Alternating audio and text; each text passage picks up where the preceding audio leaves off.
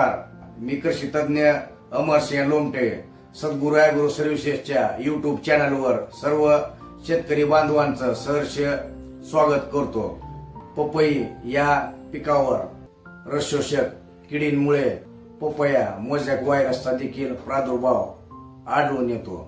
Virus येऊ नये यासाठी आपल्याला सुरुवातीपासूनच एकात्मिक कीड नियंत्रण पद्धतीचा अवलंब करायचा आहे।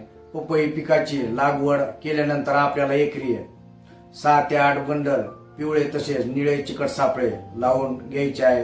रसशोषक किडींचं नियंत्रण करण्यासाठी आपल्याला एकरी 1 सोलार ट्रॅप म्हणजेच सौर सापळा लावून घ्यायचा आहे।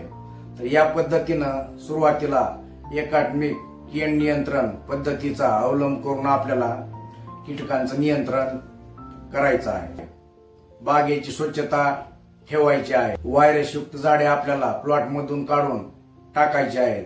त्याच पद्धतीनं फवारणीमध्ये निमअर्काचा, निमकरंज ऑइलचा, ब्रह्मास्त्राचा, दशपर्णी अर्काचा वापर करायचा आहे। फवारणीमध्ये सिलिकॉनचा वापर देखील आपण करू शकता। फवारणीमध्ये आपल्याला जास्तीत जास्त जैविक तसेच सेंद्रिय औषधांचा वापर करायचा आहे, जेणेकरून आपल्या झाडाची रोगप्रतिकार शक्ती टिकून राहील।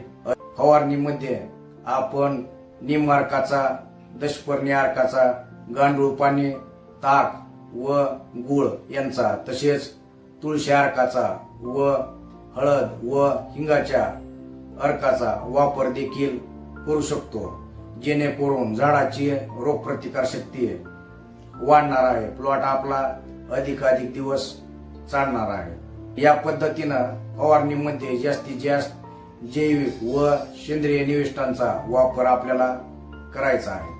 व्हिडिओ आवडला असेल तर व्हिडिओला लाईक करा, चॅनलला सबस्क्राईब करा। धन्यवाद।